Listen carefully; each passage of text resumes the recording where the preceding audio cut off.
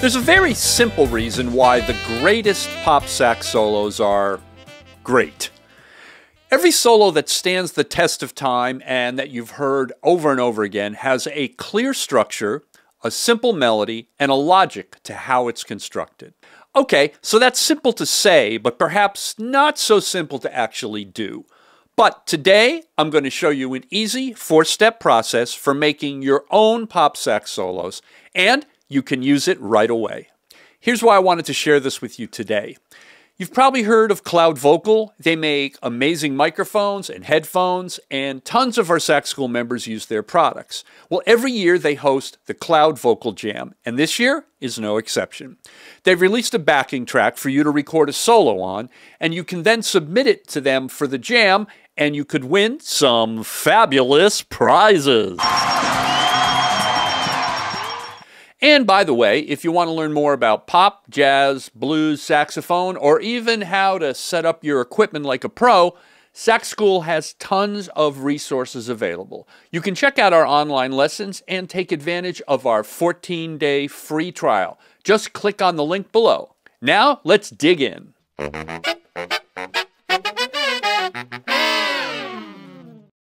The backing track for this year's Cloudvocal Jam is a bit different than those in the past contests. Previous tracks had more of a jazzy blues vibe, whereas this track is really more of a pop feel. The chord changes for the solo section in this tune are a bit of a challenge, as they don't really hang around any particular key center for very long. So it's not a progression where you can just stick to one blues scale. When the chord changes in a pop solo get more complicated, it can be hard to come up with a great solo that works, unless you have a clear strategy. Well, this chord progression is great because it gives us an opportunity to dig into this 4-step process that you can use right away to easily make fantastic sounding solos, even on unfamiliar chord progressions.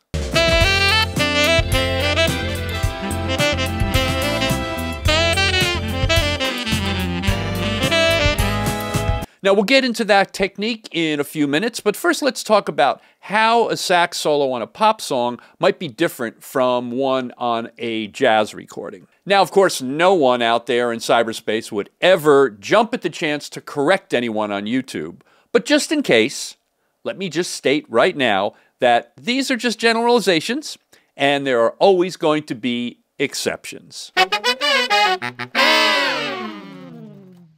You've probably heard it said that when improvising in jazz, you want to tell a story, meaning that a good improvised solo has a beginning, a middle, and an end. Well, in a pop solo, the same thing is true, except that a pop solo is extremely condensed.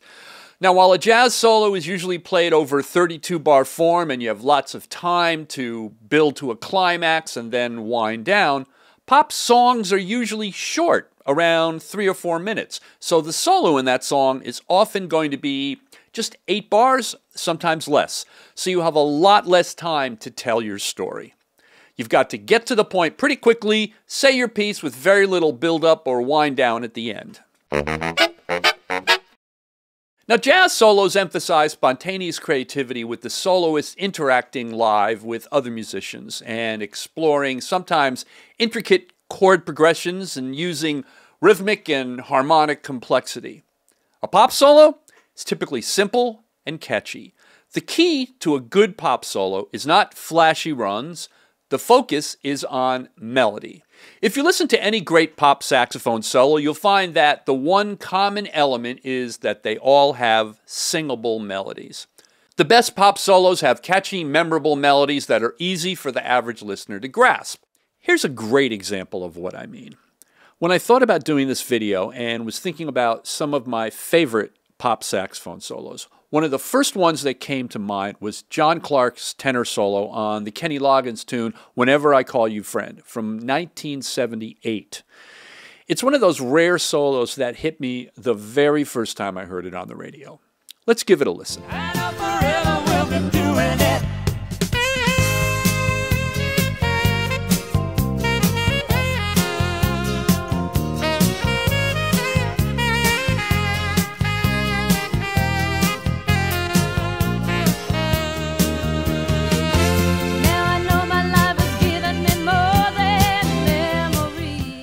So John comes in and announces that key change with a simple melodic solo over somewhat involved chord changes.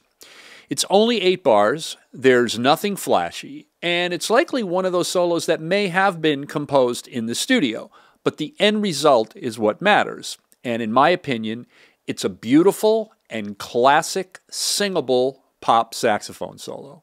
And to prove that it's a classic, when I told my wife that I was working on a video on what makes a great pop sax solo, she said, "Oh, like the one in that Kenny Loggins song?"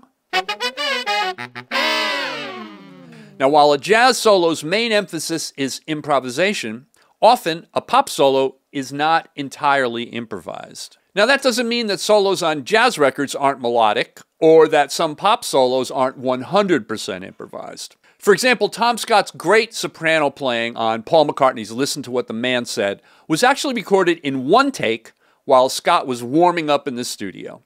But it is still, nonetheless, a perfect example of a concise, melodic, catchy pop solo, and it's one of my favorites.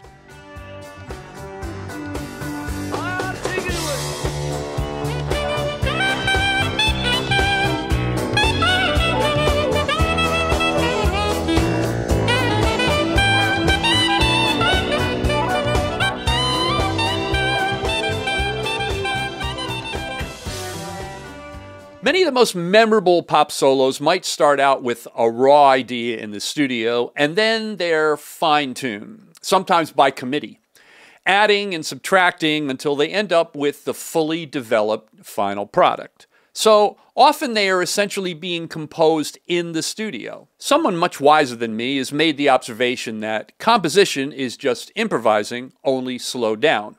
And the reverse is also true, that improvising is composing on the spot in real time.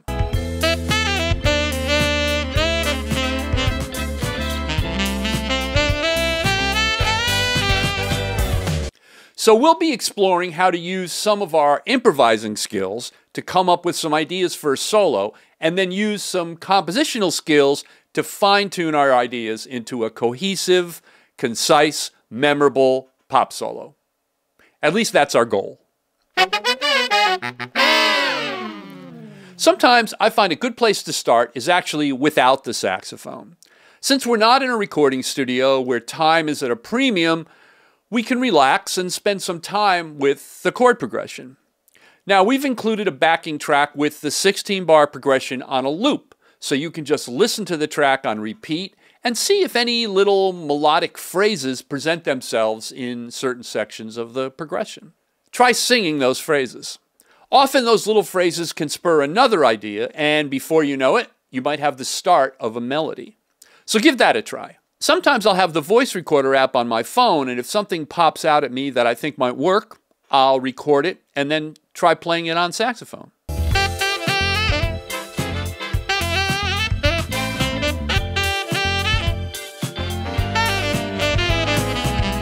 Now, after you spend a bit of time engaging your ears and your imagination, let's jump into the 4 steps to creating a melody from a chord progression.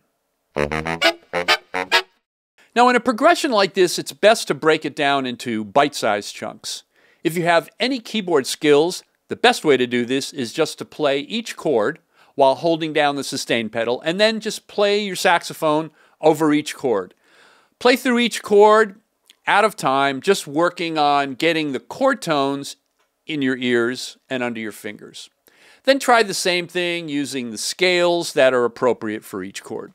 We've included a PDF with the most common scale suggestions for each chord.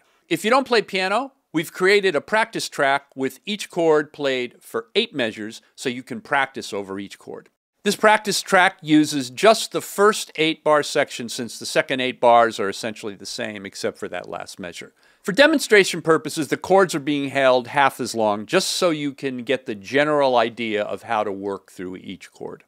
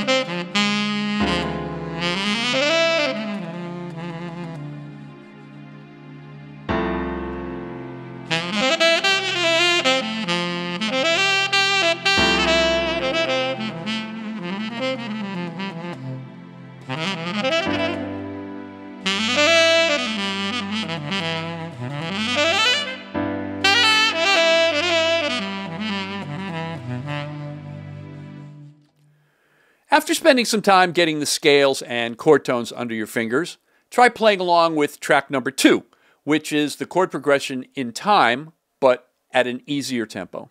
Play the chord tones in time, ascending and descending.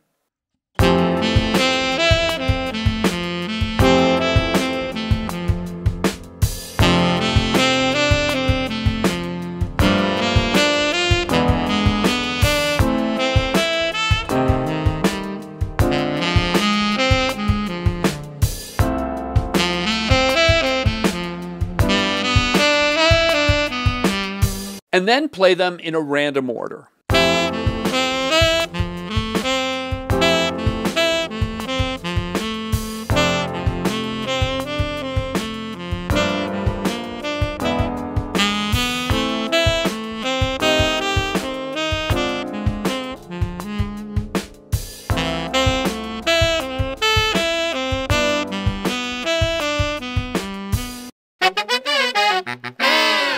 Now let's add some rhythm to the mix. Come up with a rhythmic pattern on your own and play the chord tones in random order, but using that rhythm.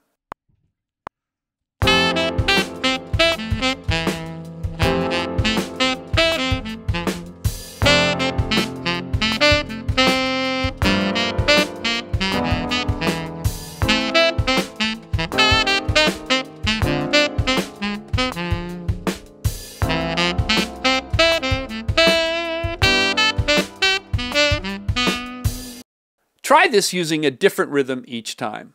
Practicing like this allows you to focus on creating melodic lines with the guideline of a rhythmic template. It's kind of like painting by numbers. All of these exercises are to get you familiar and comfortable with the chords and the corresponding scales. Now, a really useful technique to create a melodic solo is by using guide tone lines. This is creating a line that outlines the chord progression in the smoothest way possible, meaning moving from one chord to the next using the closest chord tone, usually no more than a whole step. If two consecutive chords have some notes in common, then the tones don't have to move from one chord to the next. A good guide tone line will give you a foundation to create a strong melody. Experiment with different options until you've come up with a guide tone line that you like. Here are some examples of several different lines created over our 8-bar progression. Now pay attention to the difference between a line that stays constant using common tones over different chords versus one that changes with each chord. You'll also notice that thirds and sevenths of the chord are the tones that represent the chord in the strongest manner. Let's give each one a listen.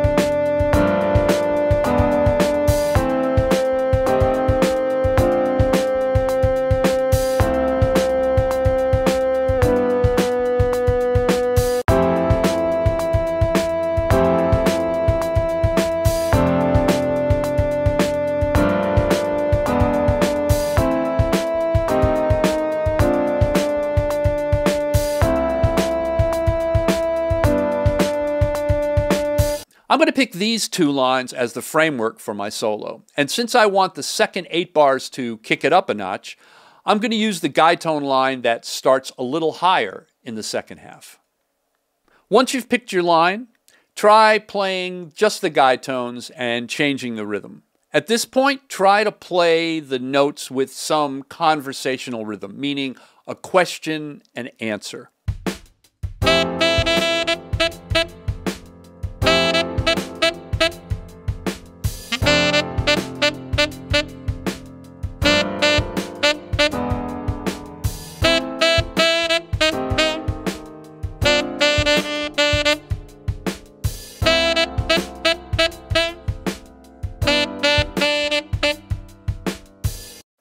This will help you to get into the habit of allowing an idea to sit there instead of just playing a rapid stream of notes.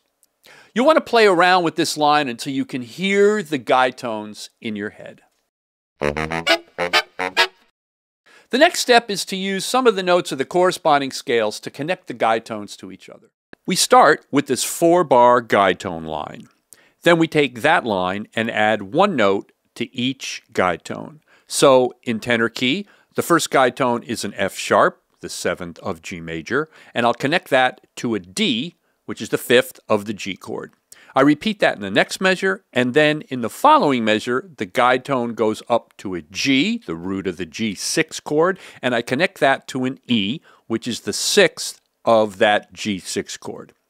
The next chord is an A minor, and the guide tone here is the flat 7 G, which will connect to an E, the 5th of the A chord. Then up to the A, and then to the F sharp guide tone, the root of the F sharp 7. So now we have an outline that sounds like this.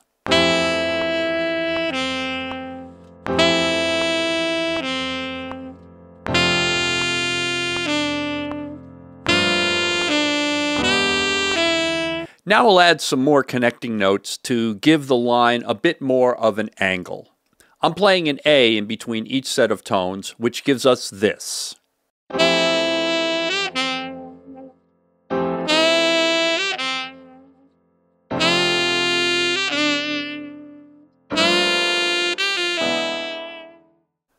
Finally, I add a G major pentatonic, but starting on the A as a pickup.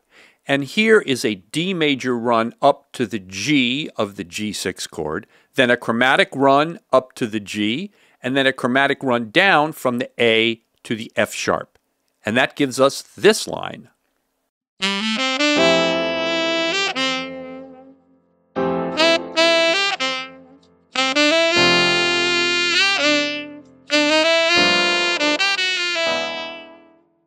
You can do this a couple measures at a time, experimenting until you feel like you have a melody that speaks to you.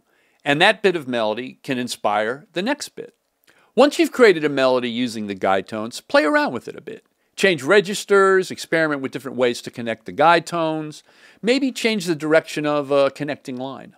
Now, once you have a melody that you think works for you, inject some personality and your own style. The way you articulate, use dynamics, vibrato, growl, all of those elements will take your melody and make it sound like you. And that is what will make your solo come alive. Here's a solo using the guide tones. I use guide tone line A for the first 8 bars, and then guide tone line B for the second 8.